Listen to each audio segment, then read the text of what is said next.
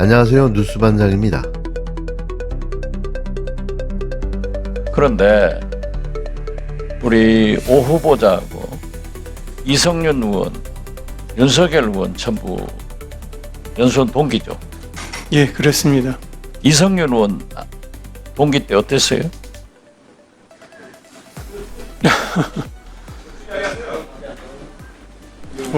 훌륭하신 연수생이었다고. 윤석열이는 어땠어요? 그때도 그렇게 좀 이상한 일을 잘했어요? 잘 기억나지 않는 것 같습니다. 잘 기억이 안 나요? 예. 제가 보니까 윤석열도 어렸을 때 아버지한테 많이 맞고 자랐더라고요. 트럼프 대통령도 아버지가 괴짜예요. 그래서 뉴욕에 있는 군사학교를 보내가지고 많이 맞고 자랐어요. 부모한테 좀 맞고 자란 사람들은 이상하더라고요. 잘 몰라요? 저는 잘하지 않아서 잘 모르겠습니다. 오늘 저는 아주 분명하게 드리고 싶은 말이 있는데요. 그건 협치에 관한 이야기입니다. 매번 우리들이 습관처럼 하는 말이 있죠. 협치는 사람과 하는 거라고 말이죠. 협치는 원칙 있는 사람과 하는 것이고 민주주의를 존중하는 사람과 해야 한다는 점입니다. 아무하고나 협치한다고 나라가 좋아지는 게 아닌데요. 독재에 부역한 자, 헌정을 파괴한 자, 국민을 속인 자와 손잡는 건 협치가 아니라 공모입니다. 또 요 며칠 정치권을 보면 참 기가 막힌데요. 협치만 하면 무슨 모든 문제가 해결되는 것처럼 말하는 사람들이 있습니다. 협치가 마치 만병통치약이라도 되는 양 들고 나오고 있는 건데요. 하지만 정작 중요한 건 협치를 누구와 하느냐가 본질입니다. 이걸 완전히 무시한 채 명분만 내세우는 정치는 결국 국민을 기만하는 정치일 뿐인 거죠. 협치는 말이 아니라 태도에서 시작되는 건데요. 진심으로 국민을 위하고 민주주의의 룰을 존중하며 타협의 정신을 갖춘 사람이어야 가능한 일입니다. 그런데 지금 국힘당을 보십시오. 국민과의 약속을 헌신짝처럼 버리고 헌법도 무시하며 정권 찬탈에 부역한 내란 세력들과 한통속이었습니다. 이들과 무슨 협치를 한단 말입니까? 신뢰도 상식도 책임감도 없는 세력인데요. 협치의 조건을 단 하나도 충족하지 못하고 있는 상황입니다. 윤석열의 내란 음모에 침묵하거나 조력한 세력인데요. 오히려 특검 수사를 방해하고 윤석열을 보호하는 데 혈안이 돼 있습니다.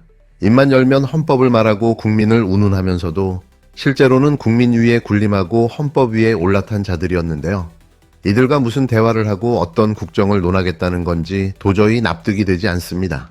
국힘당은 이미 수차례 그 본색을 드러낸 바 있는데요. 계엄령 문건이 드러나고 대통령 관저에서 불법 회동이 벌어지고 내란 모의가 구체적으로 밝혀졌지만 단 한 번도 책임지는 모습을 보인 적이 없습니다.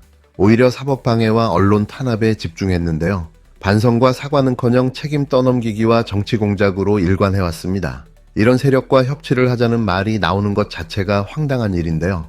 이런 정치야말로 대한민국을 더 큰 위기로 몰아넣는 겁니다. 정치란 서로 다름을 인정하고 공통의 해법을 찾는 과정인데요. 물론 국민을 위해서라는 전제 조건은 필수입니다. 그래서 최소한의 상식과 기준이 있어야 가능한 일인 거죠. 하지만 국힘당은 그 상식의 선을 이미 한참 넘어섰는데요. 윤석열과 한통속이 되어 민주주의를 파괴한 공범이자 여전히 반성조차 하지 않는 반민주 세력입니다. 이들은 협치의 대상이 아니라 단호하게 청산해야 할 대상인 거죠. 민주주의 사회에서 가장 위험한 건 무능보다도 이런 세력과의 타협인데요. 역사는 그 대가를 이미 보여준 바 있습니다. 해방 이후 친일파와 손잡은 대가로 우리는 박정희 군부 독재를 겪었고 87년 민주화 이후 전두환을 제대로 단죄하지 못한 결과로 이명박, 박근혜, 윤석열 같은 권력 왜곡자들이 반복해서 등장했던 건데요. 그때마다 국민이 거리로 나서야 했고 국가는 끊임없이 나락으로 떨어져야만 했습니다. 이제는 같은 실수를 반복하면 안 되는 시점인데요. 협치는 청산 이후에나 가능한 일인 거죠. 잘못된 세력과의 협치는 독이 되고 관용은 또 다른 배신으로 돌아온다는 걸 우리는 이미 뼈저리게 경험했습니다. 그래서 분명히 말씀드립니다. 국힘당은 협치의 대상이 아닙니다. 이들은 청산의 대상일 뿐인데요. 이들을 향해 협치를 이야기하는 것 자체가 민주주의에 대한 모욕입니다. 진정한 협치는 국민의 목소리에 귀 기울이고 헌법의 가치를 지키며 국가의 미래를 고민하는 세력과 해야 하는 건데요. 민주주의의 기본조차 무시하는 자들과 손잡는 순간 이 나라는 다시 되돌릴 수 없는 비극을 맞게 될 겁니다. 언제나 그래왔듯이 말이죠. 이제 70년간 반복되어 왔던 이 고리를 끊어내야 하는데요. 그래야 대한민국이 다시 설 수 있습니다. 다시 거듭해 말씀드리고 싶은데요. 협치는 사람과 하는 거라고 말이죠. 그 사람은 헌법을 지킬 준비가 되어 있어야 하고 국민을 섬길 자세가 되어 있어야 합니다. 하지만 국힘당은 그런 준비도 자세도 의지도 없는데요. 협치라는 미명 아래 이들을 받아주는 순간 대한민국은 또다시 침몰하게 될 겁니다. 양치기 소년도 거짓말은 3번만 믿어줬는데요. 왜 이들은 끝없는 신뢰를 해줘야 하는 걸까요? 더는 안 됩니다. 이제는 분명히 말해야 할 때인데요. 누가 협치의 상대이고 누가 심판의 대상인지 분명히 구분해야 합니다. 국힘당은 협치의 대상이 아니라 청산의 대상입니다. 대한민국의 미래를 위해 반드시 분명하고 단호해져야 하는데요. 협치는 사람과 하는 겁니다. 그 사실만큼은 절대 잊어선 안 됩니다. 그리고 통합진보당 해산 사건에서 헌재 결정문의 일부를 제가 읽어보겠습니다. 정당 해산 심판 제도는 정부의 일방적인 행정처분에 의해 진보적 야당이 등록 취소되어 사라지고 말았던 우리 현대사에 대한 반성의 산물로서 정당을 보호하기 위한 절차로서의 성격이 부각된다. 정당의 목적이란 어떤 정당이 추구하는 정치적 방향이나 지향점 혹은 현실 속에서 구현하고자 하는 정치적 계획 등을 통칭한다. 이는 주로 정당의 공식적인 강령이나 당원의 내용을 통해서 드러나겠지만 그 밖에 정당 대표나 주요 당직자 등의 공식적인 발언, 정당의 기관지나 선전 자료와 같은 간행물, 정당의 의사결정 과정에서 일정한 영향력을 가지거나 정당의 인용으로 영향을 받은 당원들의 행위 등도 정당의 목적을 파악하는 데 도움이 될 수 있다. 한편 정당의 활동이란 정당 기관의 행위나 주요 정당 관계자, 당원 등의 행위로서 그 정당에게 귀속시킬 수 있는 활동 일반을 의미한다. 이렇게 이야기하고 있습니다. 예. 어떤 당원의 행위, 누군가의 당직자의 행위, 어떤 행위가 있다는 것만으로 위헌정당에 해당하는 것이 아니라 위헌정당의 요건에 해당하는 것이 아니라 그것을 정당에게 귀속시킬 수 있는 그런 사유가 있을 때만 정당 해산 사유가 된다고 하는 것에 대해서는 동의하시죠? 너무나 일반적인 법리입니다. 네, 그렇습니다. 그리고 공수처의 수사나 이런 과정에 있어서 저희들은 수사권이 없었다라고 계속 주장을 해왔고 그런 문제를 제기하기 위해서 관저 앞에 갔던 저희 국회의원들을 일부 이미 고소 고발한 경우가 있고 저도 그 피고발자 중에 한 사람이고요. 얼마 전에 경찰에서 각하 처분된 결정문을 받았습니다. 지금 여러 사정들을 고려하지 않고 그리고 아까 말씀하신 것처럼 저는 계엄이 곧 내란이라고 하는 것에서 동의하기 어렵지만 법리적으로 그리고 지금 재판이 진행 중입니다. 그렇다 하더라도 아까 말씀하신 것처럼 그 모든 행위는 국회 계엄 해제 요구로서 그것이 의결된 순간 법률적으로는 그런 모든 상황이 그 당시에 그때 종료된 것이다. 그 이후에 어떤 다른 정치적인 공격이나 이런 건 있을 수 있겠지만 아까 어떤 의원님의 질문에 그 국회의 해제 요구 그리고 의결된 순간 그 상황은 종료됐다고 발언하셨습니다. 네, 판례가 그렇습니다. 네. 예, 판례가 그렇습니다. 당연한 법리입니다. 그런데 지금 모든 것들을 확정되지 않은 상태에서 국민의힘을 위헌정당으로 이미 규정짓고 법무장관 후보자에 대해서 이미 위헌정당을 해산해야 된다라거나 청구해야 된다라거나 라고 오늘 질문하는 것에 대해서는 개인적으로는 조금 유감스럽게 생각합니다. 그 통합진보당 해산 사건 얘기가 나와서 다시 한번 말씀드리면요. 아까도 제가 잠깐 강조드렸습니다만 헌법재판소에서 통합진보당을 해산 선고한 것은 2013년 12월 19일이고 당시 이석기 전 의원에 대한 내란 사건의 대법원 판결은 그 이후입니다. 다시 말해서 대법원 판결 전에 정당 해산 먼저 됐습니다. 게다가 대법원에서는 내란 음모 일부는 무죄를 받았습니다. 알고 계시죠? 예, 잘 알고 있습니다. 네, 그럼에도 불구하고 정당이 해산됐습니다. 그때 논거들을 지금 잘못 인용하시는 것 같은데 제가 다시 한번 말씀드려볼게요. 정당 대표나 주요 당직자 등의 공식적인 발언 그리고 어떤 당원들의 행위 이런 것들이 정당의 목적을 파악하는 데 도움이 된다라고 하고 있습니다. 여기까지는 뭐 계속 얘기했던 것이죠. 자, 그러면 정당 대표가 아니라 정당에서 배출한 대통령이 지금 내란을 저질렀습니다. 이 사건은 그냥 국회의원 한 명이 내란, 일부는 무죄까지 나왔는데 이거는 지금 정당에서 배출한 대통령이 내란을 저질렀어요. 게다가 그 대통령이 무엇을 했느냐? 그 당의 당대표 선거에 개입해서 당대표를 좌지우지했습니다. 거기에 멈추지 않습니다.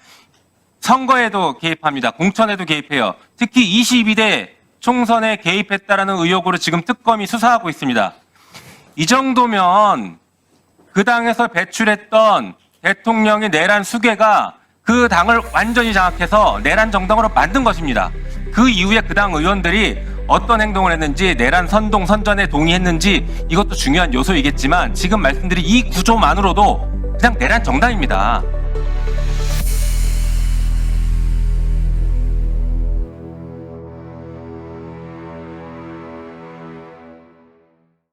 안녕하세요. 오늘 저희가 함께 살펴볼 자료들은요. 요즘 정치권에서 정말 뜨거운 감자죠. 협치 문제입니다. 특히 그 윤석열 그리고 국힘당 관련된 여러 사건들 이후에 과연 협치가 이게 가능한 건지 또 한다면 누구랑 해야 하는지 좀 상반된 주장들이 담긴 음성 자료들이에요. 그래서 이번 자료 분석의 핵심 질문은 이거죠. 지금 이 상황에서 국힘당하고 협치하는 게 맞나? 아니면 좀 다른 접근이 필요한가? 이 질문을 가지고 자료성 목소리들을 한번 따라가 보겠습니다. 자, 그럼 한번 시작해 볼까요? 먼저 그 한 자료에서는요. 협치의 아주 기본적인 전제부터 좀 강하게 문제를 제기하더라고요. 그러니까 민주주의, 헌법 존중, 그리고 뭐랄까 서로 믿음 이런 게 없으면 협치는 안 된다. 이걸 강조하는 거죠. 네, 맞아요. 그 자료는 지금 국힘당이 이런 조건을 전혀 충족하지 못한다. 이렇게 아주 명확하게 선을 긋고 있어요.